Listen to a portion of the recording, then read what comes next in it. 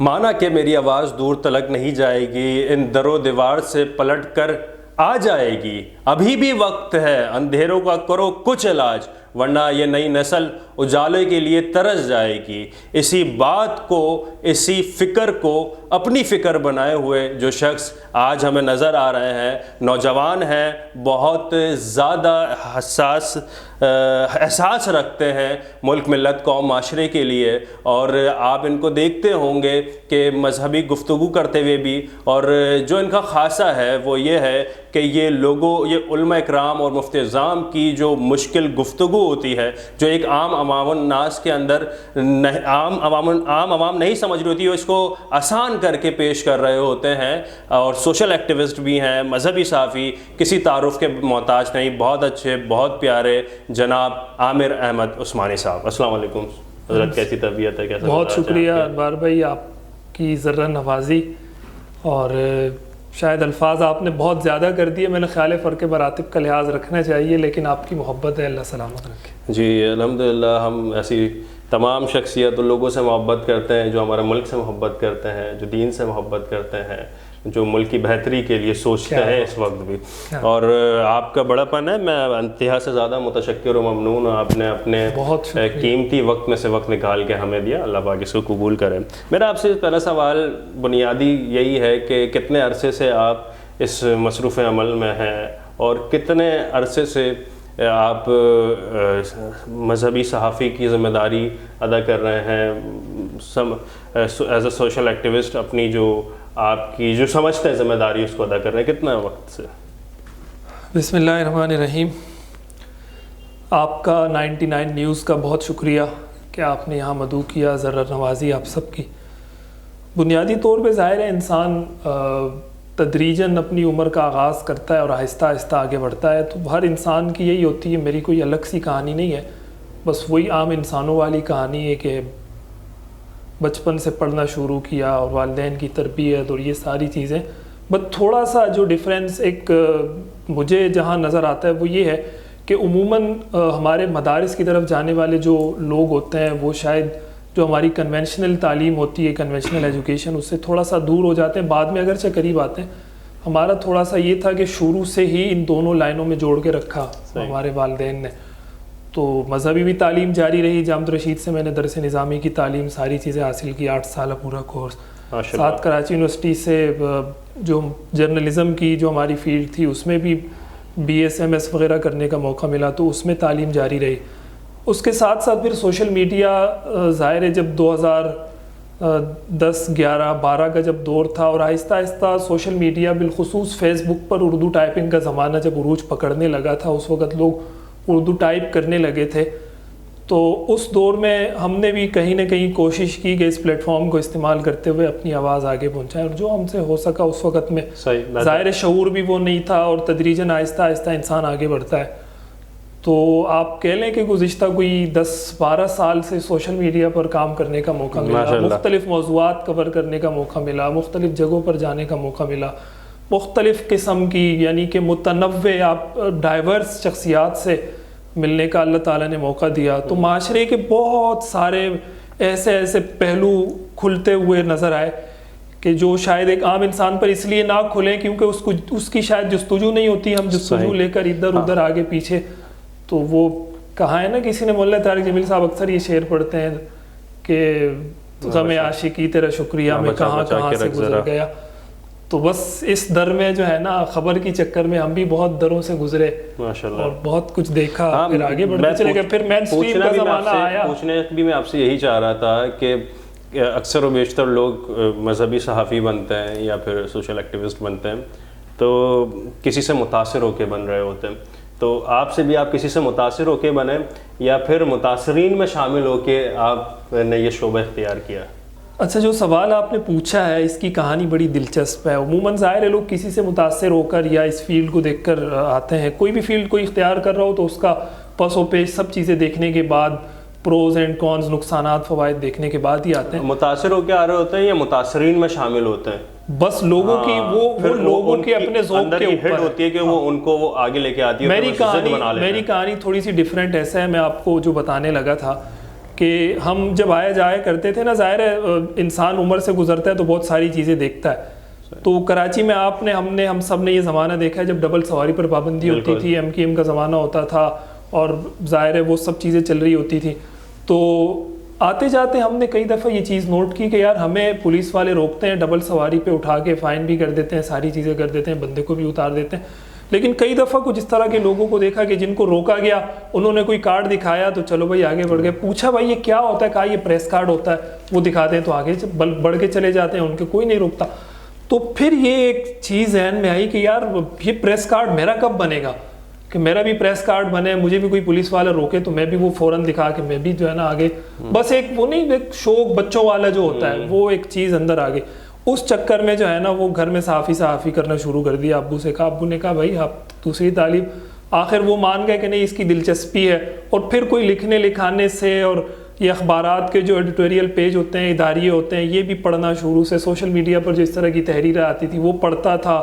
اور پھر ان کے ای میلز نکال کر، وہ جو رائٹرز ہوتے تھے اس زمانے میں بڑا نایاب ہوتی تھی یہ چیزیں. آپ کسی رائٹر کو ای میل کر رہے ہیں، خط کر رہے ہیں کہ بھائی آپ کا میں نے کالم پڑھا. سیلانی لکھتا تھا، بڑا اچھا سیلانی کے قلم سے دیکھتا رہا اور دیکھتا چلا گیا.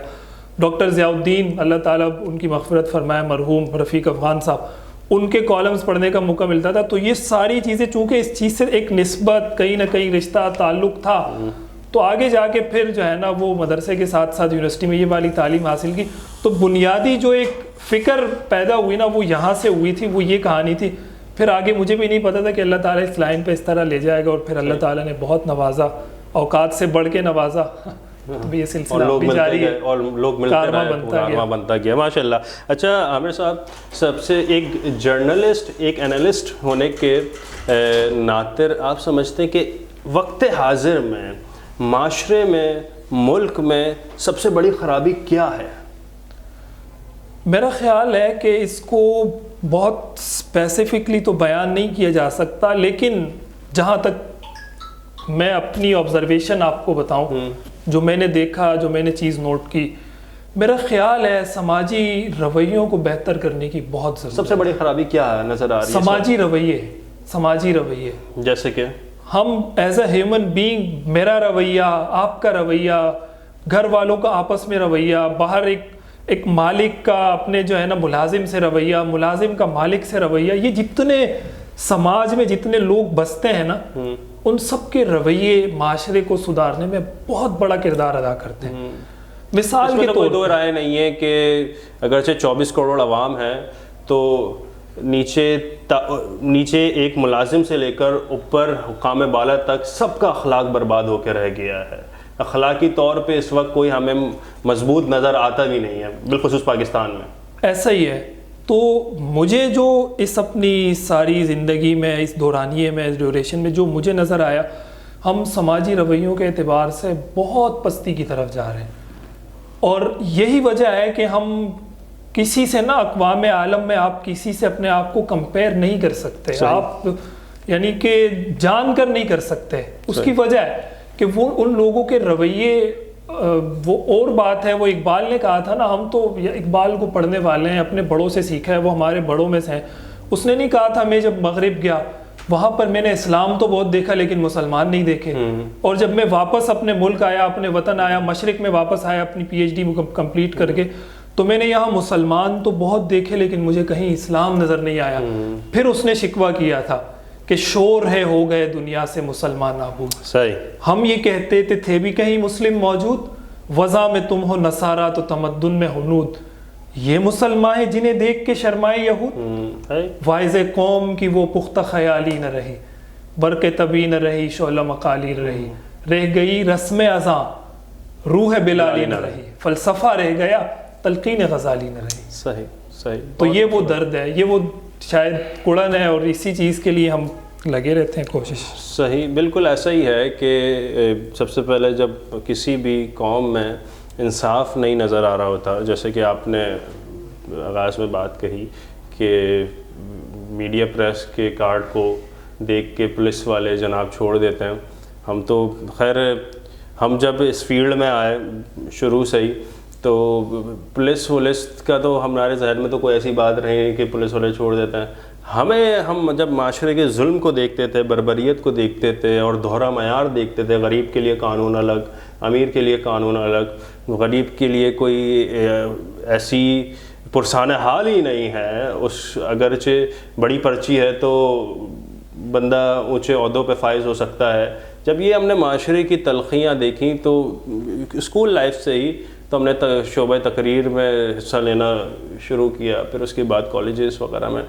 تو یہ ساری چیزیں دیکھنے کے بعد اب بھی اکثر و بیشتر ایسا ہوتا ہے کہ ہمارے ایک بہت بڑے صحافی دوست ہیں، میں ان کا نام نہیں لینا چاہوں گا، ہم گاڑی میں جا رہے ہوتے ہیں تو پولیس والے نے روک بھی لیا نا، تو نہ وہ کوئی کارڈ دکھاتے ہیں نہ ہم کوئی کارڈ دکھاتے ہیں. یہی حال ہم ہمارا ہے. آبزرو کرتے ہیں کہ ہمارے ساتھ حتی الامکان یہ کیا کرے گا، اور ہم جب بات کر رہے ہوتے ہیں تو اکثر و بیشتر یہ بھی ہمیں سامنے نظر آتا ہے کہ فلاں جو سامنے کھڑے ہوئے جناب انسپیکٹر صاحب، وہ کہتے ہیں کہ اگر کوئی کسی کو جانتے ہیں تو فون کر لیں یا بات کروا دیں یا آپ جا سکتے ہیں.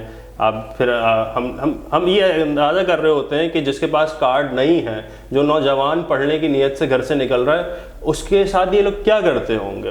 یہ معاشرے کی تلخیاں ہیں، اور یہ اللہ، اور واقعی میں ایک کرم ہوتا ہے اللہ پاک کا، جسے آپ بتا رہے ہیں کہ وہ چن لیتا ہے لوگوں کو کہ وہ اپنے زمین پر شر پھیلانے والوں کے خلاف مضبوط بنا کے کھڑا کر رہا ہوتا ہے. حقیقت بات ہے. اچھا، ہماری ٹیم نے بتایا بھی مجھے کہ آپ ایک خاص مسلک، ایک مکتب فکر کو ریپریزنٹ کر رہے ہوتے ہیں، تو ایک صحافی کے لیے اعتدال، مذہبی اعتدال ہونا تو بہت ضروری ہے. پھر اس مذہبی اعتدال کے میں تو صحافی کے لیے سیاسی اعتدال ہونا بھی بہت ضروری ہے، چاہے وہ کسی بھی رنگ و نسل مذہب مسلک سے تعلق رکھتا ہو.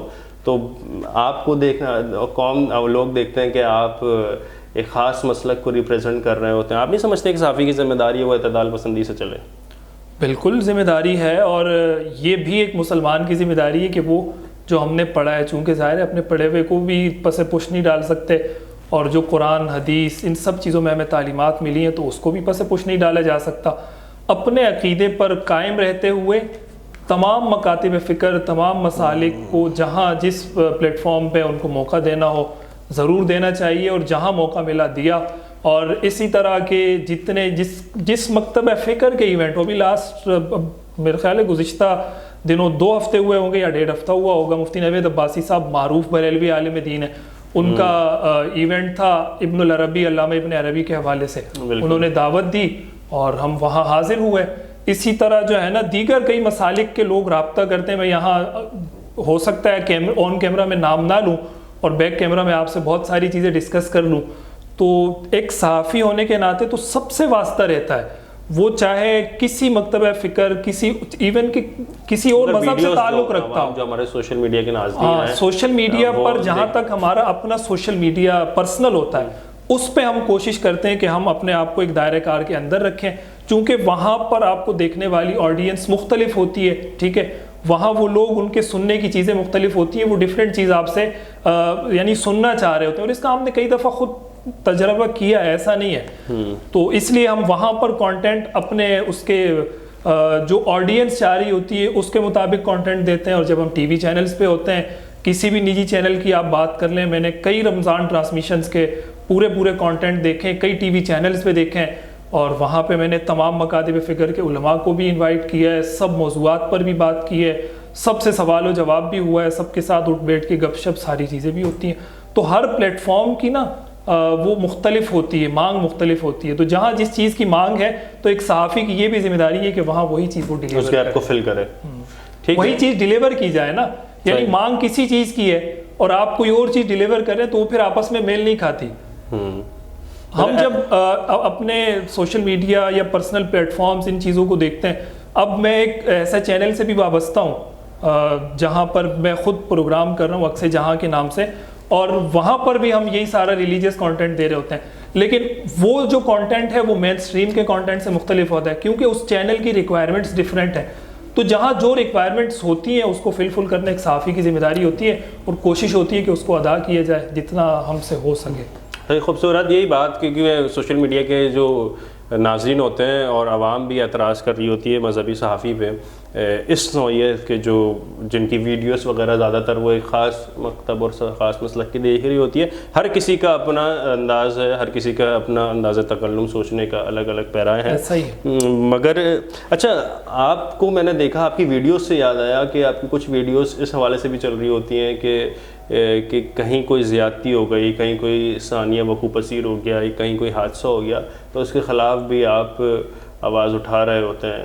کبھی کوئی مطالبہ بھی ہوتا ہے کسی کا تو اس کے حوالے سے بھی آپ کی ویڈیو آ رہی ہوتی ہے. اس طرح کے مسائل کے اوپر جب آپ کی آواز اٹھ رہی ہوتی ہے تو آپ کی آواز کوئی ایوان بالا تک, حکام بالا تک ابھی تک کوئی ایسا واقعہ جو پہنچی ہو اور پھر اس کے بعد عمل درآمد بھی ہوا اس پہ؟ الحمدللہ کئی اس طرح کی چیزیں ہیں. جیسا کہ ایک مشہور بات بتائیں ہمارے ناظرین کو. میں وہی بتانے لگا ہوں, بہت ساری اس طرح کی چیزیں ہیں اور وہ آگے پہنچی بھی ہیں اور ایسی پہنچی ہیں کہ اس نے جو ہے نا وہ تہو بالا کر دیا سب کچھ, جتنا چاہتے بھی نہیں تھے اس سے بھی آگے 2 ہاتھ چلی گئی وہ چیز. ڈاکٹر عامر لیاقت مرحوم, اللہ تعالیٰ ان کو جنت الفردوس میں اعلیٰ مقام عطا فرمائے, چلے گئے اس دنیا سے. انہوں نے میرا خیال ہے کہ 2017 یا 18 جب بول ٹی وی پر پہلی دفعہ انہوں نے رمضان نشریات کی تو اس میں ایک واقعہ اس طرح کا پیش آیا کہ ایک عالم دین کے ساتھ تھوڑا سا ان کا رویہ بدتمیزی والا ہوا. مزے کی بات, کھول کے نام لیں آپ, مزے کی بات, میں آپ کے پچھلے سوال کا یہاں جواب آ رہا ہے. وہ آپ نے کہا نا دیگر مسالک, آپ تو ایک ہی مسلک کو ریپرزینٹ کرتے ہیں. اب یہاں میں آپ کو بتاتا ہوں, یہ ساری ویڈیوز بھی سوشل میڈیا پر موجود ہیں, آپ وہ ہیش ٹیگ سرچ کریں گے آپ آج بھی آپ کو مل جائیں گے. قاری خلیل الرحمان جاوید صاحب ان کے ساتھ ہمیشہ رمضان نشریات میں بیٹھتے تھے. اہل حدیث مکتب فکر کے جید عالم دین ہے ماشاءاللہ, بہت اچھا بولتے ہیں مین اسٹریم پہ آ کر. ان کے ساتھ ایک واقعہ ایسا ہوا کہ ایک کالر کی کال آتی ہے انڈیا سے اور اس نے ڈاکٹر ذاکر نائک کے حوالے سے کوئی بات پوچھی کہ اس کے حوالے سے, تو پھر بات چھڑ گئی. وہ جو ہے نا ڈاکٹر ذاکر نائک رسالت امام صلی اللہ علیہ وسلم کی حیات کے قائل ہیں, ممات کے قائل ہیں, تو ظاہر ہے ان لوگوں کا آپس میں اختلافی, وہ علماء آپس میں جو بھی وہ بات کریں. لیکن وہاں پر جو ایک اس طرح کی صورتحال پیدا ہوئی, قاری خلیل الرحمان جاوید کے ساتھ تھوڑا سا اس طرح بدتمیزی والا رویہ جب پیش آیا, وہ ہم سے برداشت نہ ہوا اور اس کے خلاف ہم نے ایک سوشل میڈیا کیمپین لانچ کر دی. اور اس کیمپین پیش کر رہے تھے اس کالر کے حوالے سے مجھے تو بہت ساری چیزیں تھیں, وہ جس کا جو نقطہ نظر وہ اسی کے پاس ہی, میں صرف اس سینیریو کو یہاں بیان کر کے اپنی بات لینے کی کوشش کر رہا ہوں. ہم نے وہاں پر ایک کیمپین لانچ کی بین عامر لیاقت کے نام سے. تو اتنا وہ اس کو مقبولیت ملی, اتنی وہ عام ہوئی وہ کہ اس کے بعد جو ہے نا بول نیوز کی ٹیم نے رابطہ کیا ہم لوگوں سے, جو ہمارا جو وہ تھا, یہ ریکارڈ ہو رہی ہیں ساری چیزیں, تو وہ جو ہمارا ادارہ تھا ان سے انہوں نے رابطہ کیا, ان کے بڑے آئے بیٹھے, انہوں نے کہا خدا کے لیے اس کیمپین کو بند کریں اور یہ جو ہے نا ہمیں نقصان پہنچا رہی ہے.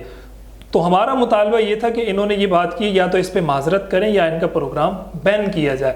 وہ ظاہر ہے آپ کو پتہ ہے پھر میڈیا ہے, چیزیں ہیں, اور وہ پروگرام بین بھی ہوا, پیمرا نے اس کو شوکاز بھی دیا, لیکن اس کے بعد انہوں نے اسٹے لے لیا, اسٹے لے کر پروگرام جاری رکھا اپنا. لیکن بہرحال وہ جو ایک آواز تھی وہ اتنی وائرل ہوئی کہ ہماری سوچ سے بڑھ کے, اور اس وقت شاید ہمارا شعور بھی اتنا بلند نہیں تھا. بعد میں ہمیں 10 چیزوں کا پتہ, میں نے آپ سے کہا نا کہ انسان وقت کے ساتھ آگے بڑھتا ہے. بعد میں کئی مواقع پر ایسے بھی لگا کہ یار یہ نہیں کرنا چاہیے تھا ہمیں.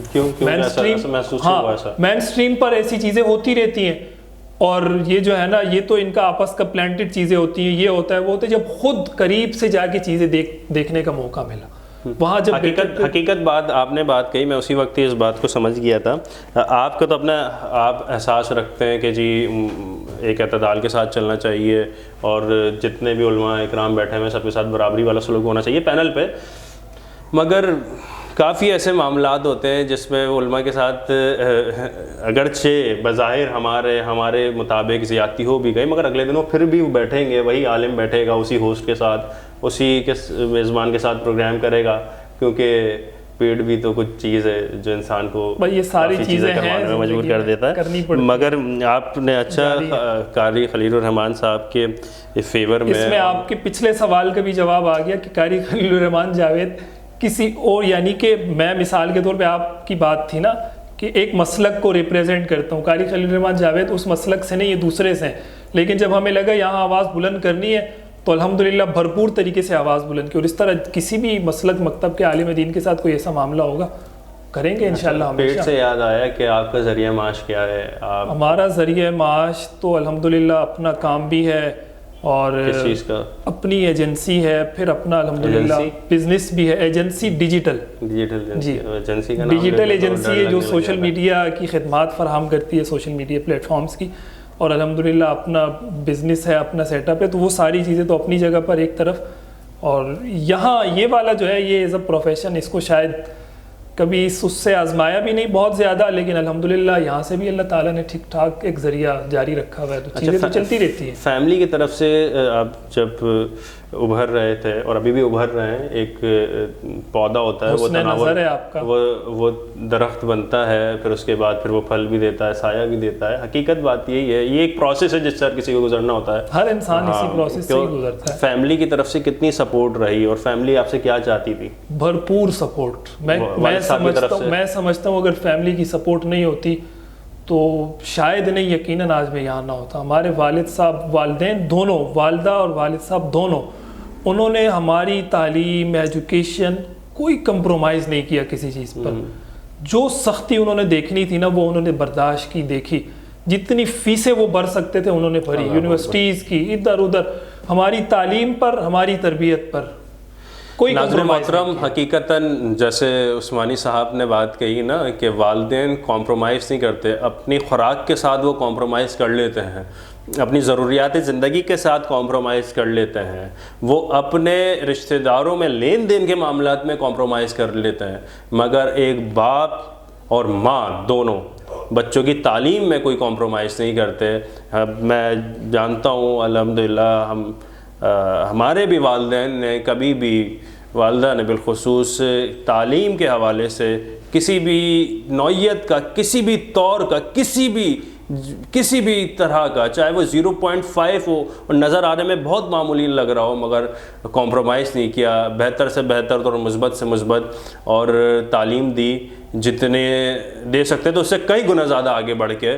اور جب ہی یہ عامر عثمانی صاحب جس طریقے سے بتا رہے ہیں کہ تعلیم سب سے بڑا جو انویسٹمنٹ ہوتی ہے نا اولاد پہ, وہ یہی ہوتی ہے. اور یہ انویسٹمنٹ اولاد پہ ڈائریکٹلی ہو رہی ہوتی ہے, مگر انڈائریکٹلی جو انویسٹمنٹ ہو رہی ہوتی ہے وہ سماج پہ ہو رہی ہوتی ہے, وہ معاشرے پہ ہو رہی ہوتی ہے, وہ ملک پہ ہو رہی ہوتی ہے, وہ مستقبل پہ ہو رہی ہوتی ہے, اور وہ کئی نسلوں پہ ہو رہی ہوتی ہے انویسٹمنٹ. اور یہ اہل دانش اور سمجھدار لوگوں کی باتیں ہیں کہ جنہوں نے جو اپنی تنخواہ کا 75% بجٹ بچوں کی تعلیم پہ لگاتے ہیں, تو وہ ان کی پریشانیاں, ان کی خستہ حالت اور ان کا متوسط طبقے سے تعلق ہونا بہت جلد ختم ہو جاتا ہے, اور بہت ان کی پریشانیاں جلدی ختم ہو جاتی ہیں ایز کمپیئر ٹو اس کی جو کہ اپنا آدھے سے زیادہ بجٹ دیگر کاموں میں لگا رہے ہوتے ہیں اور عیش و عشرت کی زندگی میں لگا رہے ہوتے ہیں, ان سے کمپیئر اگر کیا جائے. اور یہ بہت خوبصورت بات کی عامر بھائی, آپ کنٹینیو کریں.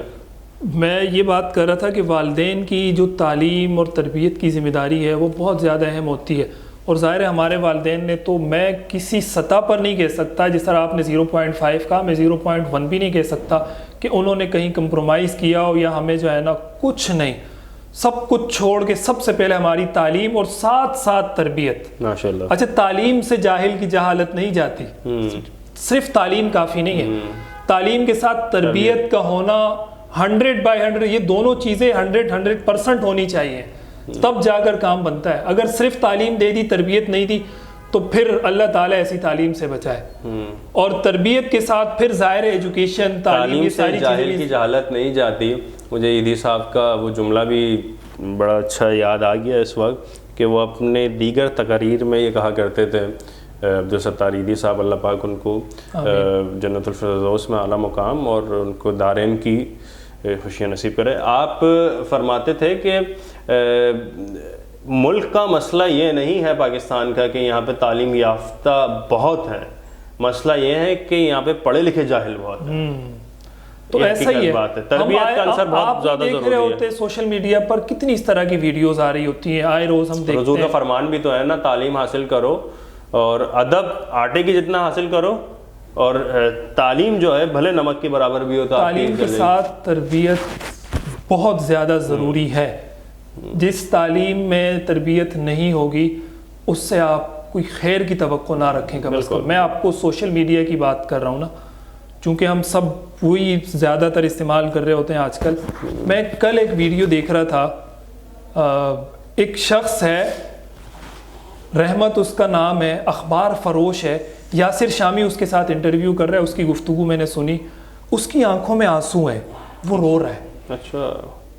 اس کا چہرہ تھوڑا سا مختلف ہے، یعنی کہ اس کے ایسا لگتا ہے جیسے جلا ہوا چہرہ نہیں ہوتا، آگ سے جلا ہوا یا کچھ بھی اس پر ہوا ہوا ہے، اسکن اس کی خراب ہے. تو وہ شخص روتے ہوئے بتا رہا ہے، آپ یقین کریں میں نے جب یہ جملہ سنا ہے نا، اس کے بعد میں بہت دیر تک سکت نہیں رہی مجھ میں جب اس نے یہ بات کی ہے. اس نے کہا جب میں اللہ کے پاس جاؤں گا نا تو میں شکایت لگاؤں گا ان لوگوں کی. اللہ اکبر. کن لوگوں کی؟ کہا کیا میں اللہ کا بندہ نہیں ہوں؟ کیا میں نے اس نبی کا کلمہ نہیں پڑھا جس کا ان سب لوگوں نے، آپ نے، ہم سب نے پڑھا ہے؟ پھر لوگ مجھے کیوں اتنی عجیب نظروں سے دیکھتے ہیں؟ لوگ مجھے کیوں تانے دیتے ہیں؟ صرف اس لیے کہ میرا چہرہ جلا ہوا ہے، صرف اس لیے کہ میری اسکن آپ کی طرح نہیں ہے، صرف اس لیے کہ میں آپ کی طرح گورا نہیں ہوں، میری اسکن جلی ہوئی ہے. تو کہا میں یہ سب اس نے کہا میں اللہ کا بہت شکر ادا کرتا ہوں، میں اللہ سے بہت راضی ہوں، وہ میرے کو اللہ نے بہت نوازا ہے، لیکن معاشرے کے یہ رویے جب مجھے راستے میں چلتے ہوئے کوئی اس طرح کے نام لقب سے پکارتا ہے نا تو کہا اندر سے میرا دل کٹ جاتا ہے.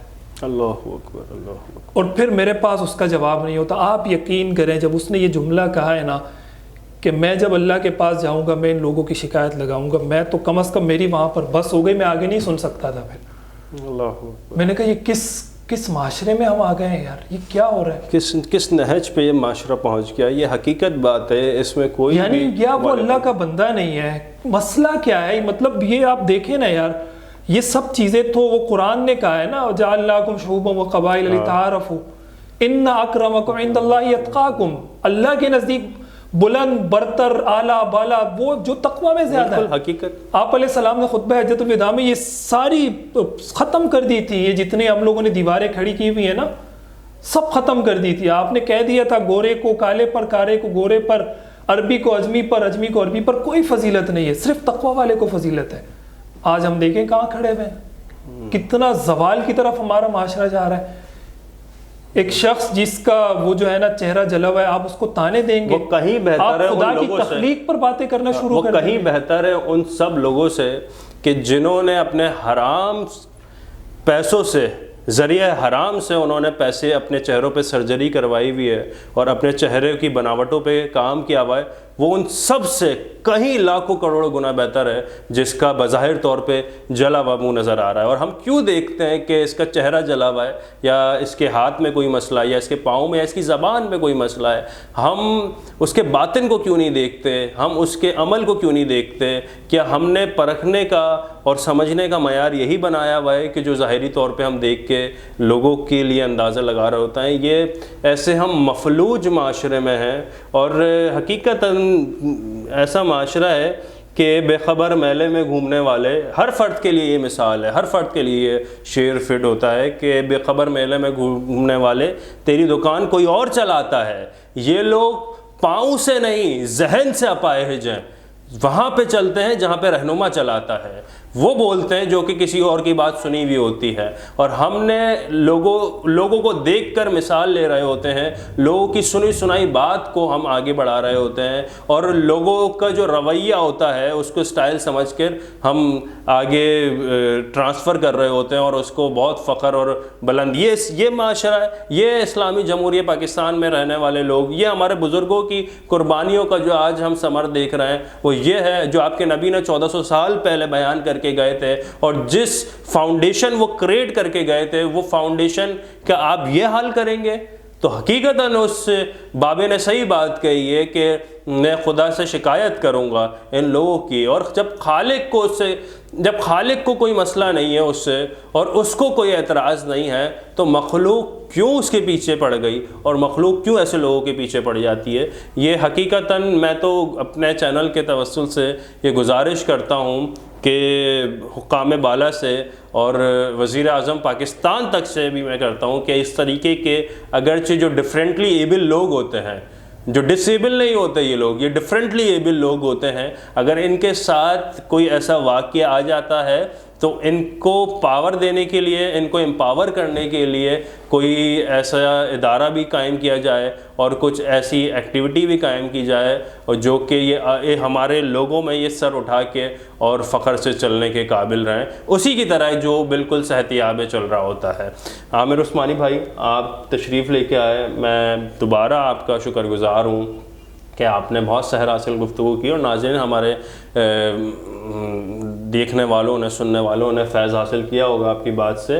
اللہ پاک آپ کو یوں ہی پھلتا پھولتا قوم کا مثبت کام کرنے والا، جس میں شر کا ذرہ برابر بھی پہلو نہیں آ رہا ہو، ایسا کام، خیر کا کام لے آپ سے۔ اور ناظرین محترم، آپ پروگرام ہمارا دیکھتے ہیں، آپ اپنے خیالات کا اظہار بھی کریں، 99 نیوز چینل کو سبسکرائب بھی کریں، لائک بھی کریں، کیونکہ یہ ساری باتیں ہم اس وجہ سے کر رہے ہیں کہ جو ایسی بگاڑ شکل معاشرے کی، جلے ہوئے معاشرے کی، جلے ہوئی شکل جو معاشرے کی ہے وہ ہمیں نظر آ رہی ہے، اس کو بہتر بنانے کے لیے، اس کو ایسا بنانے کے لیے کہ جو ہماری آنے والی نسل یہ ساری پریشانیاں اور یہ ساری باتوں کو برداشت نہیں کر رہی ہو۔ تو ناظرین محترم، آپ دیکھتے رہے گا پروگرام ڈائلاگ 99، اپنا خاص خیال رکھے گا، اپنے سے بڑھ کے خیال رکھے گا اپنے ایمان کا، اپنے اسلام کا اور اس پاکستان کا۔ تب تک کے لیے مجھے انوار خان یوسف زئی کو اجازت دیجیے، آپ سے پھر ملاقات ہوگی۔ السلام علیکم ورحمۃ اللہ۔